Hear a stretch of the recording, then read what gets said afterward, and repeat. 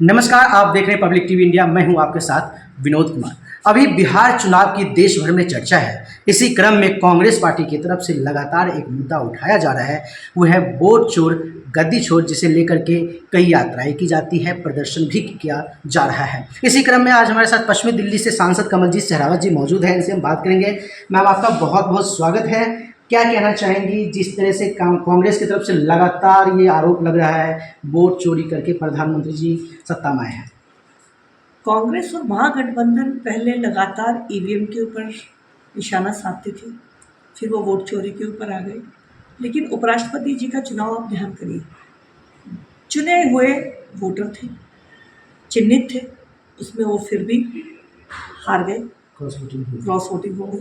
तो अगर लोगों का उनके ऊपर विश्वास नहीं है, उनकी महागठबंधन के लोगों का विश्वास नहीं है, तो इसको अपनी छटपटाहट को किसी भी तरह से कह सकते हैं। लेकिन सच्चाई ये है कि एसआईआर इस देश की ज़रूरत है। बिहार की जनता ने इसका स्वागत किया है और पूरे देश में एसआईआर होकर वोटर लिस्ट सही बननी चाहिए, ताकि वोट होते वक्त सही वोटर वोट कर पाएँ।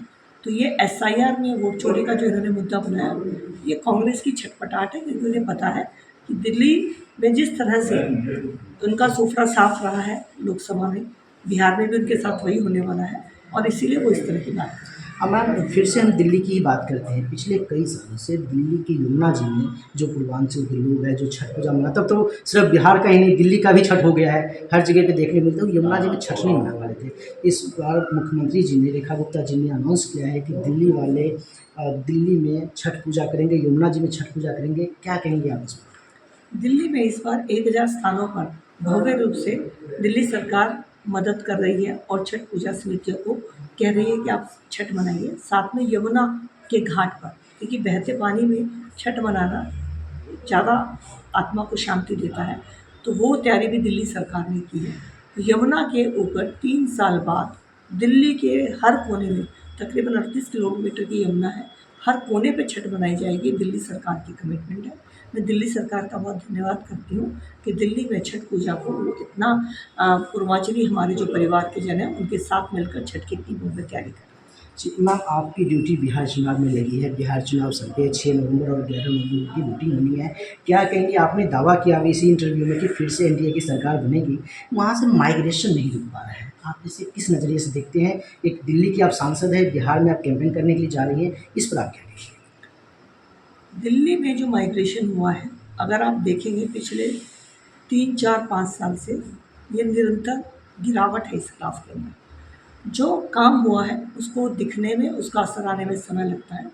इस समय बिहार के अंदर जितने मेडिकल कॉलेज हैं, जितने वहाँ पर इंजीनियरिंग कॉलेज हैं, बच्चियों को पढ़ने के लिए जिस तरह से आर्थिक सहायता मिल रही है, बहनों को जीविका दीदी के रूप में, युवाओं को स्टार्टअप के लिए, मखाना जैसी एक साधारण सी चीज़ को आज इतना बड़ा व्यापार बिहार के लिए बनाया गया है केंद्र सरकार के प्रयासों से।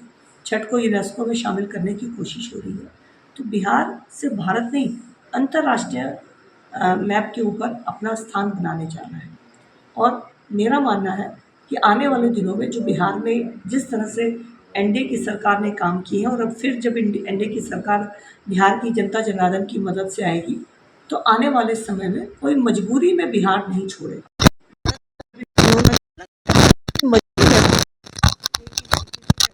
बिहार जा बिहार जाती रहती, तो मजबूरी में बिहार आना नहीं।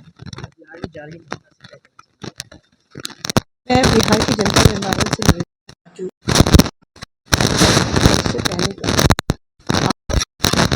चुनाव किसी दल का नहीं है, आपके बच्चों के भविष्य का है। अगर आप चाहते हैं कि आपके बच्चे की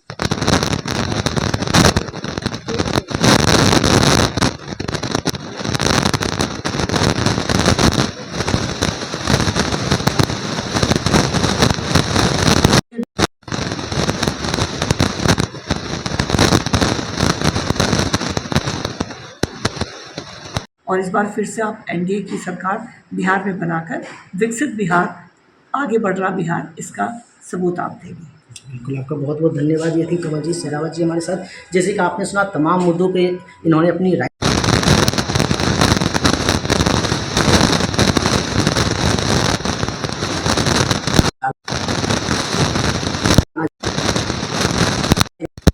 14 नवंबर को ही पता चलेगा। फिलहाल अब तक के लिए इतना ही। तमाम तरह की खबरों के लिए बने रहे पब्लिक टीवी इंडिया के साथ। धन्यवाद।